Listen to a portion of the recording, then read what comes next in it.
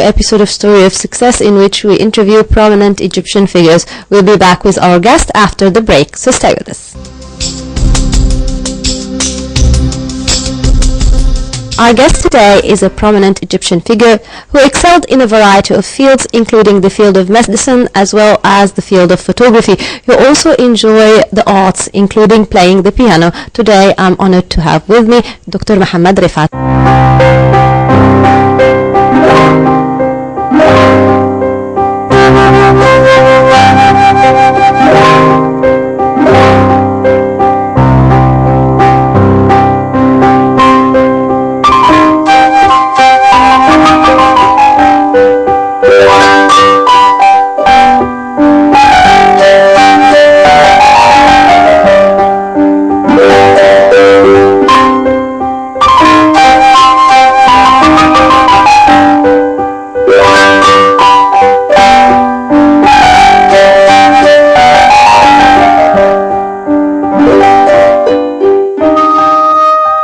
Welcome with us, Doctor. Welcome. Thank you. Well, first of all, I'd like to ask you, why did you choose to study medicine? Well, in fact, I was born in a family, in a medical family. In fact, my father was a doctor, and he actually encouraged me to go to medicine, and I used to attend with him some of his operations and surgeries when I was in preparatory stage of the school.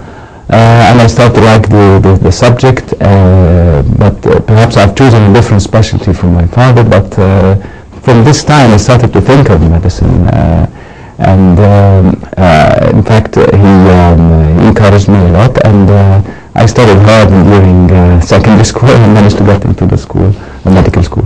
But you choose surgery as well, so in what way there was a difference between you and your father?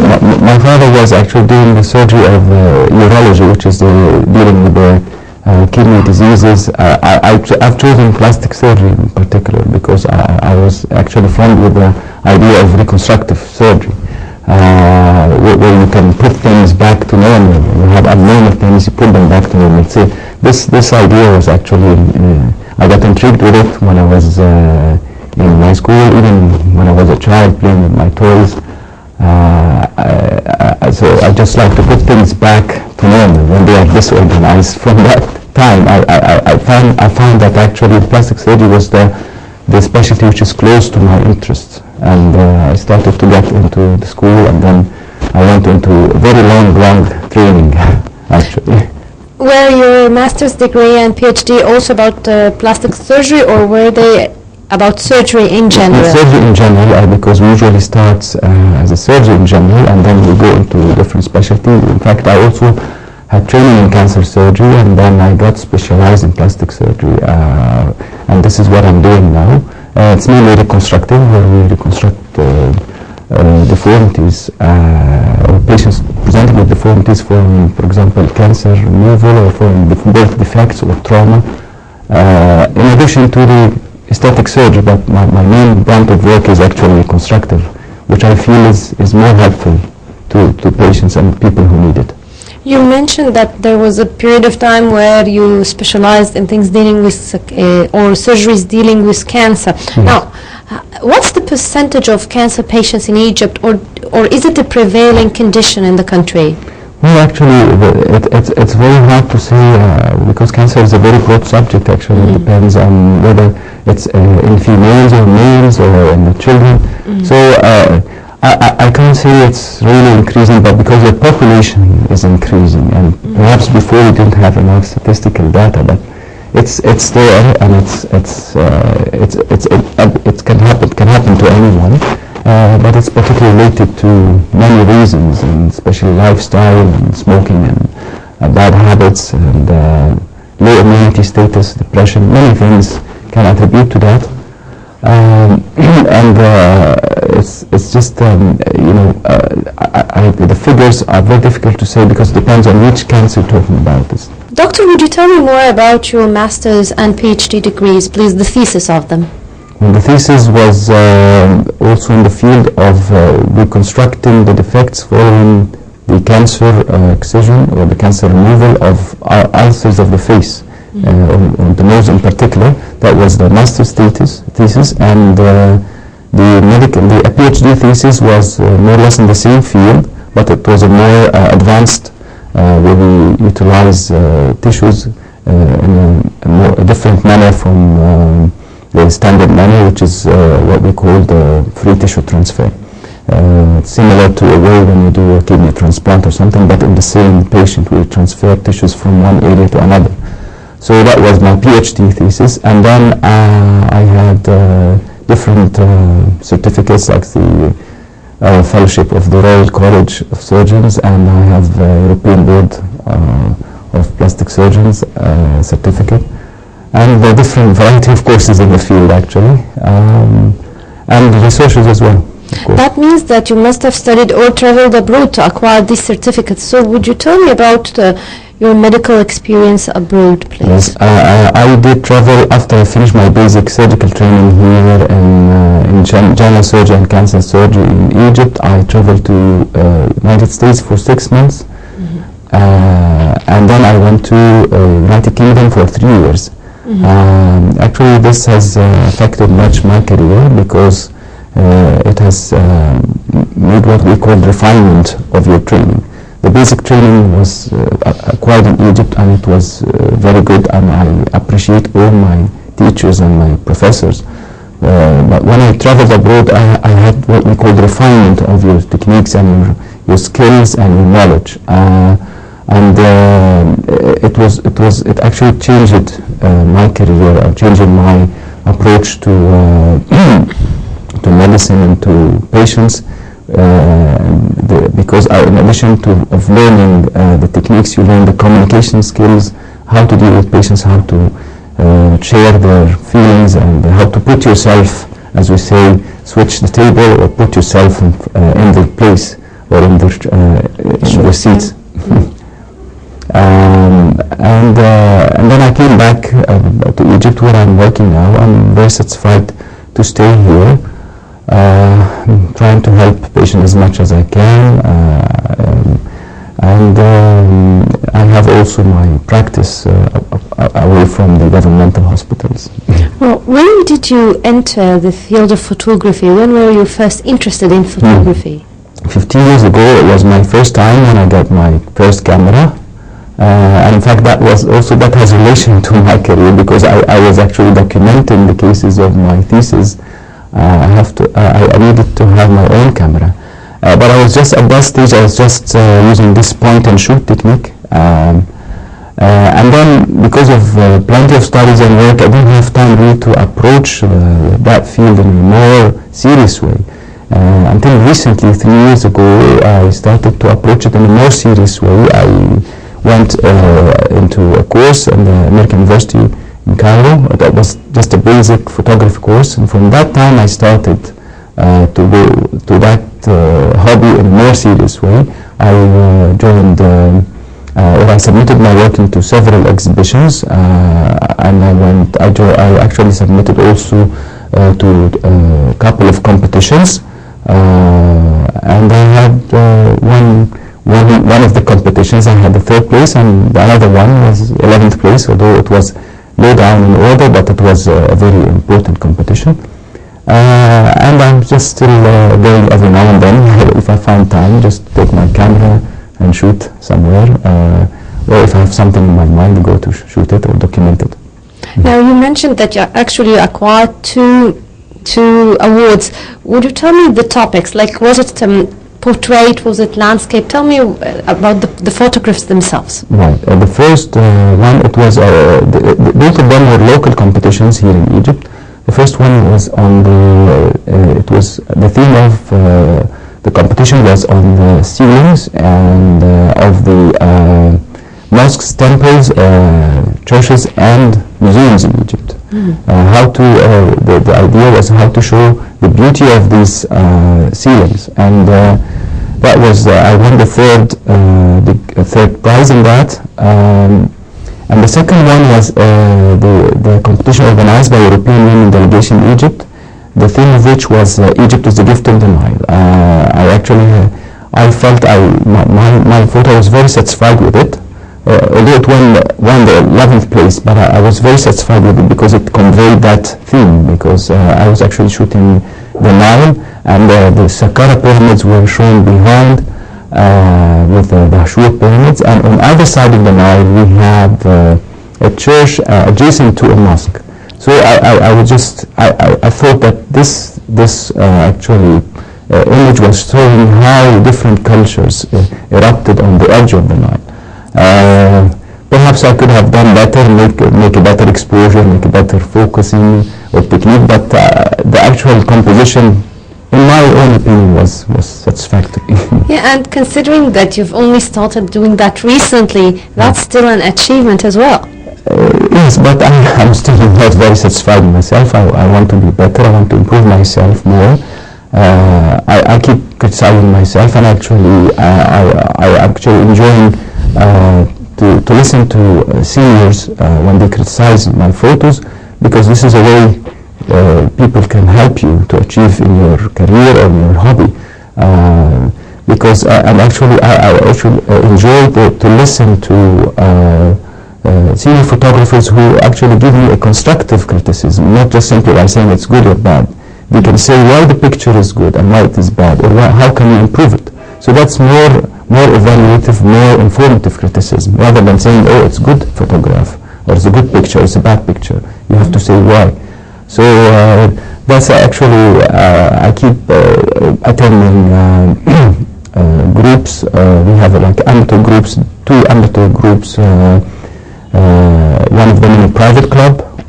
This was the first one I joined, and the other one is a private also group. A group of photographers meet together and they discuss their photos and how to improve them.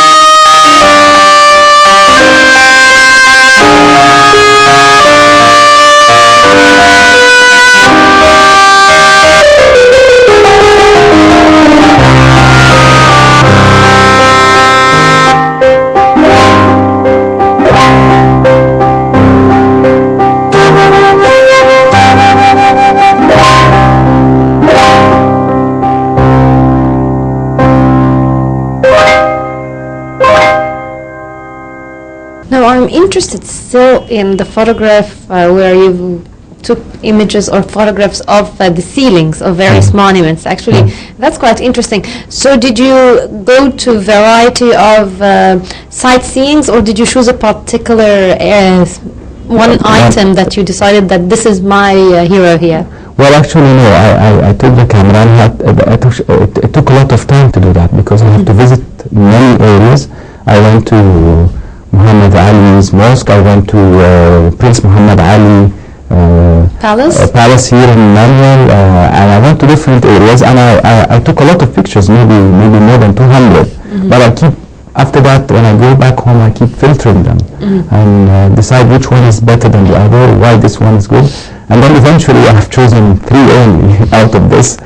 So it actually it requires a lot of work, a lot of effort. It's not very simple, really. A lot of time. So which 3 sites did you choose? Which 3 ceilings for which places? I've chosen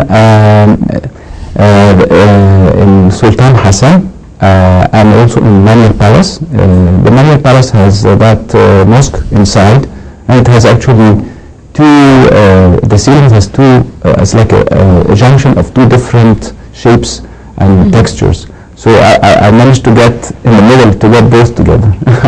So that picture was the one that got the 3rd place. Yeah. I'd like to go back in time and ask you, you mentioned that actually you got into photography and then you started taking it seriously 3 years ago. Now, did you, in addition to the private course you've taken, did you take other courses? Yes. And tell me more about how did you improve your photography skills? Yes, I have attended a course in color perception that was organized by an important figure who actually affected also what has an impact on my photographs, Dr. Muhammad Ismail. The color perception, it was just a course on how to interpret colors, what is the psychology of colors and how to make harmony between colors. So that was really make a great switch in my photographs. Because before even I was interested in black and white, and since I had that course, I like the colors more, again, because I discovered why do you choose different colors, why do you choose the yellow and why do you choose the blue, and how to make this color more saturated than the other in the photograph, and what is the impact of that. So that was very important. Also, several courses on criticism, photo critique, or what we call photo critique, or how to criticize photos. That was also, these were in fact a couple of lectures. In addition to books, I'm reading a lot of books in that field. Plenty of books, and they are specialized. Like you have a book for landscape photography, you have a book for portrait photography, you have books for people photography, street photography, architecture. So it's actually quite subspecialized area actually. الحلوة دياني بتعجن في البدرية والدين بيدن وفوق الفجرية يلا بينا على باب الله يا صنايعية يجعل صباح الخير يا اسطعطية الحلوة دياني بتعجن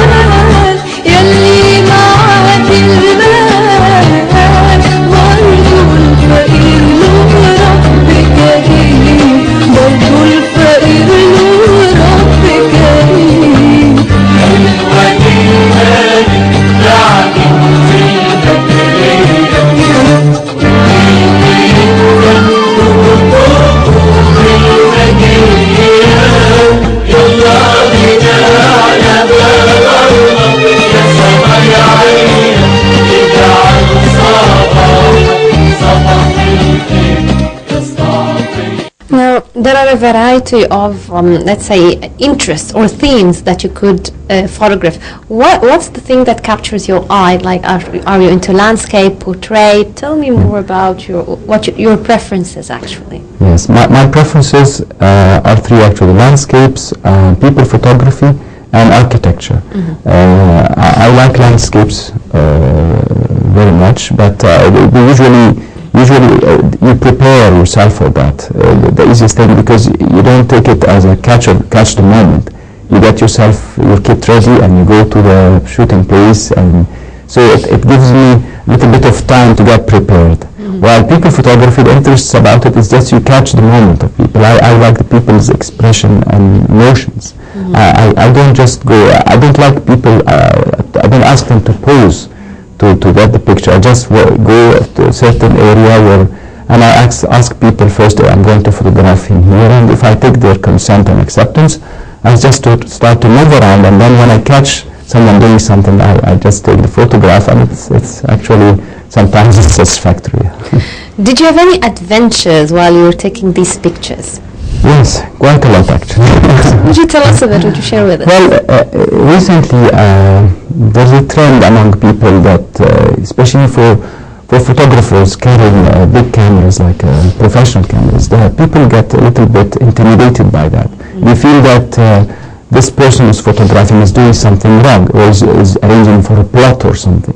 But I'm shooting public places. And actually, it's a culture of the people, especially recently over the last 5 years, in view of the political circumstances that we're living in. So I have a lot of harassment by people, and they thought I'm a foreigner taking photographs. I'm not an Egyptian, so I keep telling them, no, I'm Egyptian. I'm an amateur photographer. I'm just doing that to document how pretty our country is. So it takes a lot of time to convince people that you're doing something right. Actually, I'm sure most of the photographers, they have these challenges and they face it when they go down the streets in Cairo. So I was hoping that our Ministry of Culture or Ministry of Interior, they would just give us a kind of a license or something just to satisfy people that we're just shooting public places.